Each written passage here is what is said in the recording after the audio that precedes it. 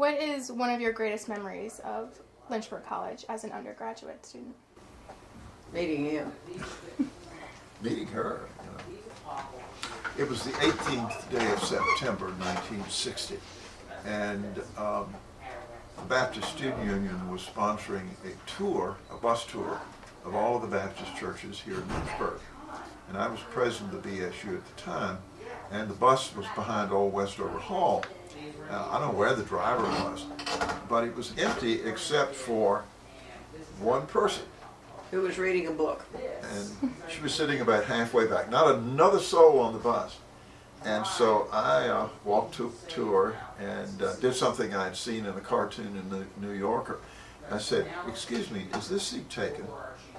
No, Do you mind if I join you?" suit yourself. I thought he was trying to pick me up. I was. She thought I was a masher. Do you know what a masher is? That he was hitting on me.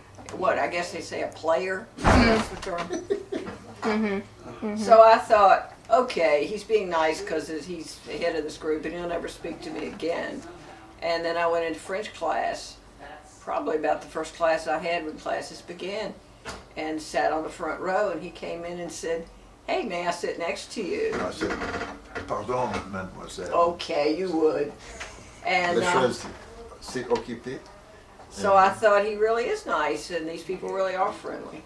Because school is not just about work, it's about being social. My mother told me to go to college to have a good time. And another member of that same class, French class, It's Dean Siegler. was Dean Siegler.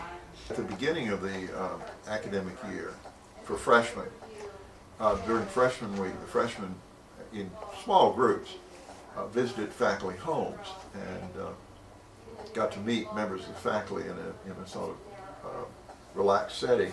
And then, at the very beginning of the school year, there was a formal reception when everybody was in, gowns. Women were in gowns, men were in evening clothes, and the faculty. There was a receiving line, and there were freshmen. And That will never come back. that was really sort of elegant and nice. But you literally got to shake hands with the president and The dean. the dean and all the rest of it. And then it was at their house, the president's house. And so there would be, punch and cookies and all the rest of it. And again, we liked to dress up. Well, the girls did. I don't know if the boys liked it so much. But that was just part of what you did when you went to college. You were going to dress up and be social. And there's some things that will never come again because things have changed. There was the senior sneak in the spring. Women, of course, were supposed to be in at 11 o'clock, and that was the 8th. And there were no co-ed dorms. There was women's dorm, which was homely, and Carnegie Hall was the men's dorm, and then Westover, one floor was men and one was women. So one night during the semester, the girls had permission to sort of sneak out. Seniors. Senior girls, and everybody knew that they would do this. I wasn't that taken with it. And they would go somewhere off campus. And they Yeah, would but if you did it, the odds are the juniors and the sophomores would redecorate your room while you were gone. And you might come in and find it top to toe with newspaper. So I didn't go. I just stayed home and took a nap. Did you really? No, I didn't go on a senior All sneak. my friends thought it was wonderful. What is it like working with each other? We work with each other at home. She's in charge at home, and she's in charge here. Stop that. No. I think it's interesting because we really enjoy what we do. We enjoy history, and we really enjoy taking our work home with us. We talk about things, his particular specialty, my particular specialty. I know that sounds sort of trite. But our son grew up with this.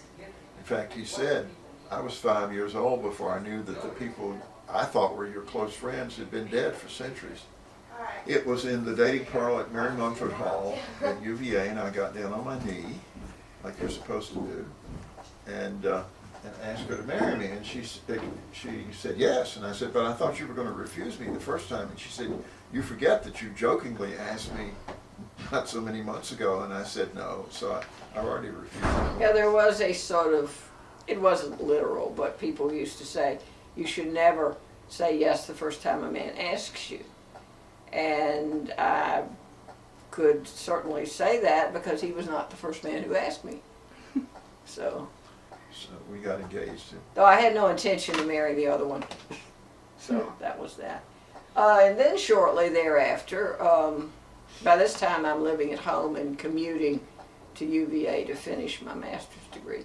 He came up for a weekend and he sat down with my father and talked about, his prospects for being a good husband and how much money he was making and all that. How much I had in the bank and all that. And I know that sounds very old-fashioned, but again, Antediluvian.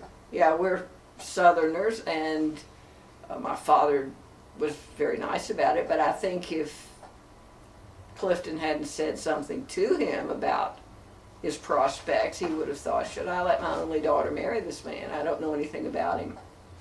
Mm-hmm. But he did. Yeah.